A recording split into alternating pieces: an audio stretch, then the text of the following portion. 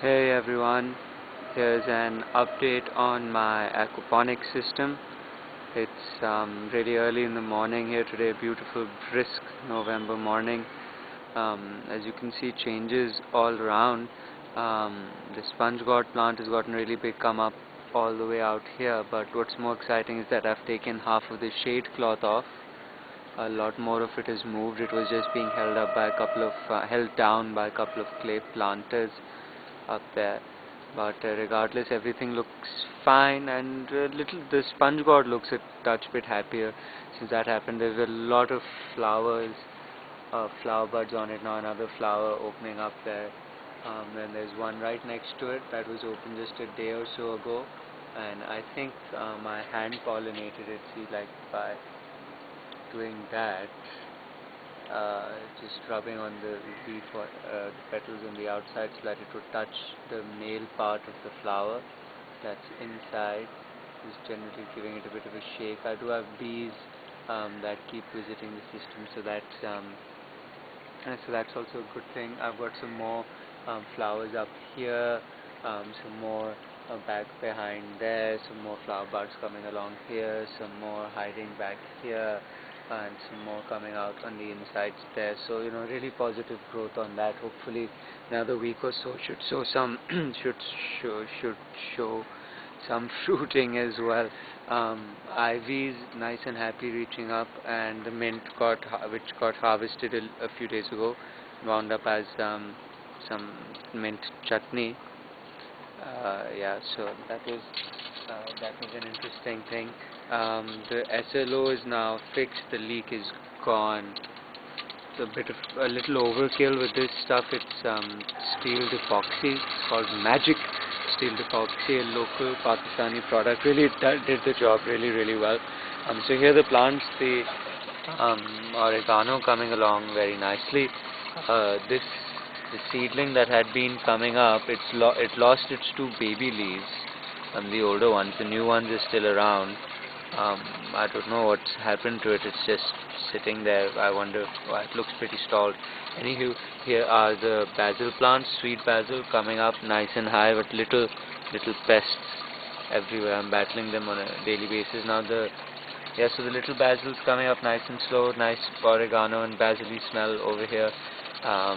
The big basil plant, I took some leaves off this as well last night and mixed them up with some spaghetti that I had. It was quite yummy. I was wondering, can I use these leaves also, the same basil, or can you just use the larger leaves for food? I need to find somewhere to look that up. Anyway, yeah, the little seedlings that I thought were lettuce back here, they've put out another couple of leaves, but they're really not going anywhere. I think they're just not standing properly, as this grow media is just still too big.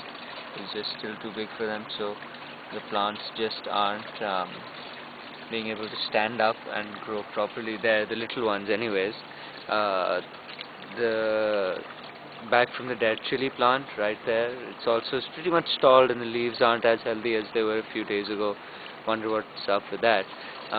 The tomato seedlings also pretty much exactly where they were earlier. The seedlings that are coming up here also exactly where they were earlier. No progress on that. Berry cuttings coming along nicely. It's got the little piece going on down here, and the big one reaching up past the corn. Lemon cuttings also put out a nice new leaf right here. Yeah, some new ones over here as well. That's a big one. Found a couple of strange orange beetly thingies on it last night. Got rid of them. Pests all around. On the little cucumbers as well, which are growing fine over here, getting taller. Let's see if there's any. Don't seem to be any of those little orange eggs on them, but I seem to have to take a few off every day. This leaf is showing some signs of unhappiness. I don't know what these are. I've noticed these just now.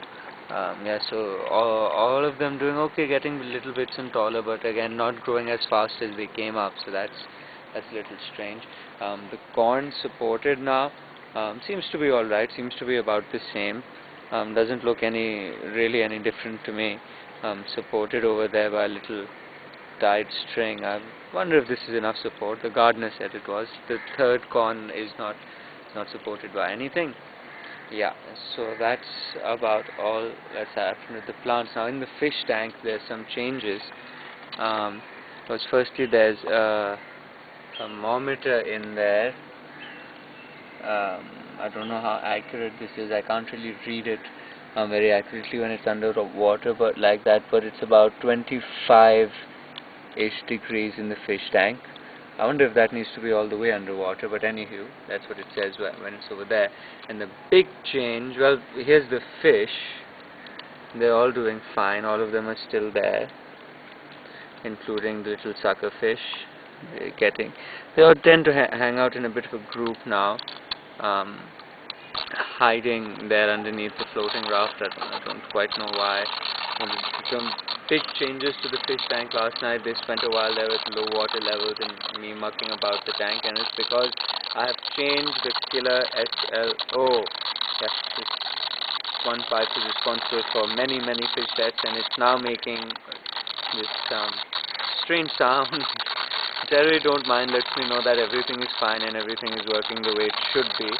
It's this little power head filter that I've got up here. It comes out, see, it's just a little something I found in a bag of aquarium stuff that a friend let me have when I was starting out, and I was just finding stuff from wherever I could get my hands on it. And so that just fits in over there and allows the water to go through just fine, and hopefully will keep the fish from going in down there. That used to be this strainer on an old orange juicer. I think I had a couple of them lying around, so I drilled a hole through it and I've stuck the pipe through. As the sucker fish is very happy with it. He's been hanging out there since it's been put in there. I put those rocks over there because it's just not level, just a little bit not level with the bottom of the fish tank, so hopefully that will stop the larger side where the fish will fit, and the fish are large enough, I think, now not to not to get into those pipes. They get fed quite happily about twice a day now, and they're all hanging out at the bottom now. But if I turn off the water, I'm not going to do that right now, but if I do, they immediately come up because they know that I feed them whenever I turn off the water. So that's an interesting little thing that's happened with the fish. Now I lost one of the cichlids in the sump tank last night because it overflowed at some point while I was tinkering with it, and they just they just fell out of the tank, I guess, because I found them lying out here on the floor right there, and yeah, I found, I think, 4 of them, and I grabbed them and I chucked them back in as fast as I could. They were still breathing, and they're still now they're swimming about up there. Before pretty much all through the night then they were just hiding out in the pipes or at the bottom. I can make out 1, 2, I've counted 5 of them since I put them back in. I'm pretty sure I've lost one, and it's find it by the smell or a trail of ants by the afternoon. Well, okay, there the water stopped now. So 1, 2, 3, 4, 5, 6. Oh, they're all still in there. That's interesting. Well, they are getting a little larger. I throw in a couple of pellets of fish food every now and then as well, and they attack them quite greedily. Yeah, so there are no algae in here except just little bits of green tinges on the outside, and fine sediments gathering around the bottom. I think these just must be what the grow bed isn't getting. So yeah, I got my test kits today, but the water got changed, so I want to let it go through at least till the afternoon, and the fish are fed once more. Then I'm going to test everything. So yeah, I'll put up another post with the readings as well. Haven't gotten a pH tester yet, but I'll put up what I've got. So thanks for watching, you guys. Take care.